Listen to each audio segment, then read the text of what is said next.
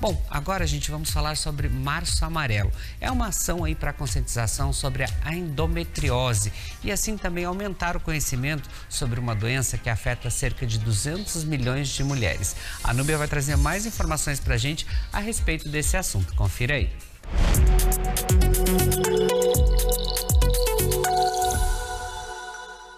E o assunto do nosso bate-papo dessa tarde vai ser sobre endometriose. As mulheres têm bastante dúvida, os sinais, sintomas, como que funciona o diagnóstico. Então, eu convidei o Dr. Rodrigo, que vai explicar pra gente, que ele é especialista há mais de 10 anos, tá atuando nessa área. Tudo bem, doutor? Boa tarde. Tudo bem, boa tarde, obrigado. Uma satisfação muito grande poder participar com vocês do programa. Nós que agradecemos, inclusive, fazia tempo que você não participava, né, doutor? Também, né, andando por aí, né, assim, dando uma voltinha do outro lado do mundo lá, acabou demorando um pouco mais, né? Mas agora estamos de volta. Você e essa mulher estavam fazendo especializações em várias áreas, Isso, né, a gente foi fazer o pós-doutorado lá na Austrália, passamos 2 anos lá trabalhando e estudando, né, desenvolvendo pesquisa e agora estamos de volta.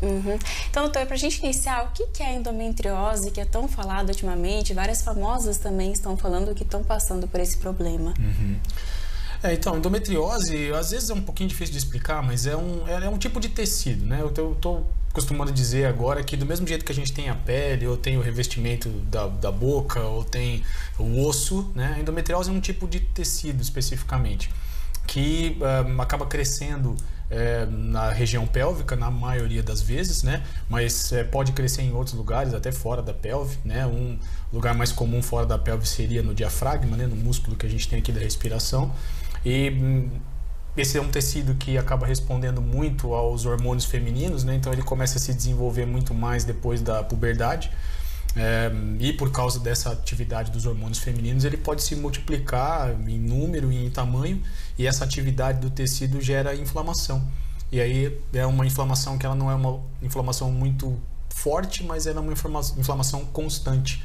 E isso, ao longo do tempo, ao longo dos anos, vai gerando o dano, né, da inflamação ao longo desse período, né? Então a endometriose é mais ou menos esse tipo de problema. E doutor, sobre as causas, existe uma causa específica ou depende de cada mulher? Então, a causa ainda é um pouco difícil de ser estabelecida, né? Por mais que a gente tenha estudado qual que é a causa da endometriose, a gente imagina que seja uma combinação de fatores. Talvez a questão genética seja muito importante, a pessoa já nasce com esse tecido esquisito fora dos lugares onde ele deveria estar. Então talvez esse componente do próprio nascimento mesmo, né, da parte genética, seja o mais importante. Existe uma outra teoria também que a gente imagina que uma parte dessas células possa vir da própria menstruação, que ao invés da menstruação sair pela vagina, normalmente ele acaba refluindo, voltando para dentro do abdômen. Mas essa teoria é uma teoria que vem perdendo força nos últimos anos, né? Mas que também pode ser. E por alguma razão que a gente desconhece, o sistema de defesa da pessoa também falha, né, em reconhecer que aquele tecido está causando problema e não consegue eliminar, não consegue fazer com que ele cicatrize de uma vez por todas, né? Então ele continua ali com aquele tipo de atividade. Então a gente imagina que seja uma combinação, provavelmente, desses 3 grandes grupos de coisas, né? Do tecido já aparecer ali no nascimento da pessoa, de eventualmente ter um certo refluxo menstrual e do sistema de defesa não ser capaz, né, de reconhecer a alteração e de eliminar a alteração. Por isso que é importante a gente falar dos sintomas, né, doutor? Porque para a mulher identificou que tem alguma coisa diferente, já procurar ajuda médica para iniciar o tratamento, né? Quais são esses sinais, esses sintomas para ficar em alerta? Então, a endometriose especificamente, né, ela tem a gente não consegue estabelecer um sintoma muito típico, vamos dizer assim, porque é muito variável de pessoa para pessoa. Então, existem mulheres que não sentem absolutamente nada, são completamente assintomáticas, e outras mulheres que têm um conjunto de sintomas extremamente grave, né? E, às vezes, a quantidade desse tecido que a gente estava falando, né, na pessoa não tem correlação com a intensidade dos sintomas. Então, mulheres podem ter pouco desse tecido fora do lugar e ter muitos sintomas, e o inverso também é verdadeiro. Ela pode ter muito tecido e, às vezes, sintoma nenhum, né?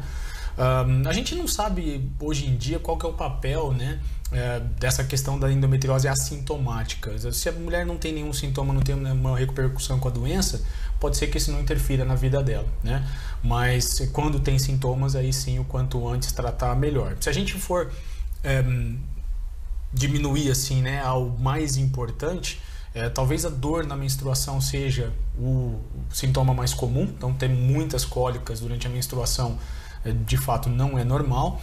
E um outro sintoma muito típico também é a dor na atividade sexual, né, que também não é normal. Então, essas duas coisas, né, a chance da pessoa ter endometriose aumenta demais. Sintomas intestinais também são muito frequentes, né? Então, dor ao evacuar, inchaço no abdômen sem nenhum motivo aparente, dificuldades de digestão, né? Também são comuns. E às vezes sintomas urinários também, né? Quando a gente tem endometriose da bexiga ou outras regiões, a pessoa pode ter aqueles sintomas típicos de infecção urinária, né? E que nunca dá bactéria, nunca aparece bactéria. Também pode acontecer. Menos frequente, mas pode. Então, são esses conjuntos aí, né, de sintomas que são os mais importantes. E sobre o tratamento, doutor, geralmente a medicamentação, como que funciona, mais ou menos? Então, como a gente dizia, né, se a pessoa é assintomática, se ela não sente nada, pode ser que ela não precise de tratamento nenhum. Então, se essa pessoa tem endometriose, mas ela não tem dor e não tem infertilidade, ela vai ser uma forte candidata a não tratar, né? Talvez ela não precise tomar nenhum medicamento ou fazer nenhuma cirurgia ou nada disso, né? Agora, o tratamento especificamente, a gente, mais de uma forma mais didática, né? A gente divide o tratamento, porque a endometriose é uma doença que a gente diz que ela é multimodal, ela interfere em muitas coisas ao mesmo tempo. Então, ela interfere tanto na anatomia da pelve da pessoa, ela interfere nos nervos da pelve da pessoa, ela interfere no funcionamento do ovário da pessoa, né, na questão reprodutiva, né, interfere no funcionamento do intestino da pessoa, da bexiga da pessoa. Então, como ela é uma doença que atrapalha vários sistemas tudo ao mesmo tempo, é difícil a gente encontrar um tratamento que resolva tudo e englobe tudo. Então tem que ter muita paciência, né? Porque a gente precisa às vezes dividir esse tratamento em várias etapas diferentes, né? De uma maneira um pouco mais didática, a gente divide esses tratamentos em 3, né? No controle da atividade da doença, que na maioria das vezes a gente usa controle hormonal, né? A remoção do tecido em si. Então, remover esse tecido pode diminuir a inflamação do local, que aí é a cirurgia, né? Que nessas doenças de maior volume tem um papel muito importante. E nos tratamentos para o controle da dor e do funcionamento dos órgãos pélvicos, né? Então, diminuir essa dor periférica, né? Diminuir as alterações do funcionamento do intestino, da bexiga. Então, tratamentos como fisioterapia, por exemplo, o controle da nutrição do paciente para melhorar o funcionamento do intestino, ajuste da atividade física, né? Para aquela pessoa poder conseguir fazer uma atividade física mais prazerosa, né? E que diminua a dor dela também a longo prazo.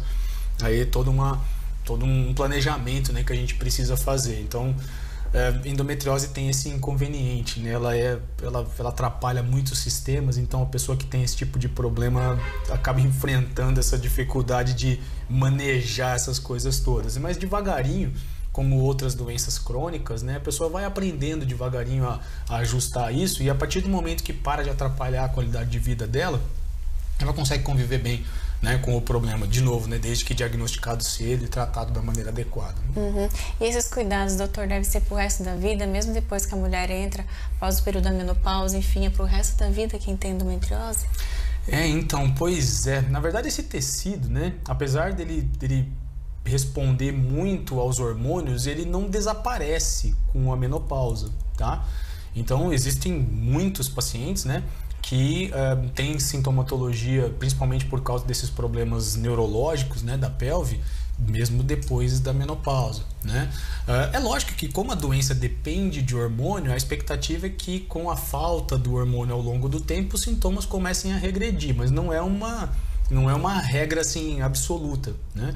Então, são muitos, né, os casos daquelas pacientes, por exemplo, que às vezes fazem cirurgia para retirar o útero, né, pensando que o problema era o útero delas. Aí elas têm 50 anos de idade, já passaram até por onda de calor e tudo mais, né? Só que ela fez uma cirurgia que não removeu a endometriose que ela tinha, e ela volta sem útero na menopausa e com dor pélvica relacionada à endometriose. Então, isso infelizmente pode acontecer, né? Então, é por isso, né, que a pessoa, na maioria das vezes, ela precisa de um acompanhamento, né, e de uma orientação própria para isso, para evitar esse tipo de problema. Então, o que a gente gostaria era de uma cura, né? De ter um tratamento que pudesse resolver de uma vez por todas e a pessoa nunca mais ter aquilo.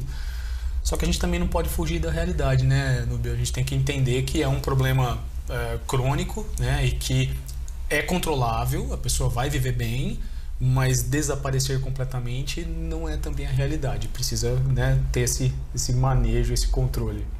Esse cuidado para ter qualidade de vida, para você saber conviver também, e os cuidados sempre ali que seu médico passa é muito importante. Doutor, muito obrigada pelas explicações, participar novamente aqui do nosso Ver Mais. Obrigadão. Viu? Eu que agradeço, muito obrigado, um grande prazer. Obrigado mesmo. E agora, então, eu volto aí pro estúdio.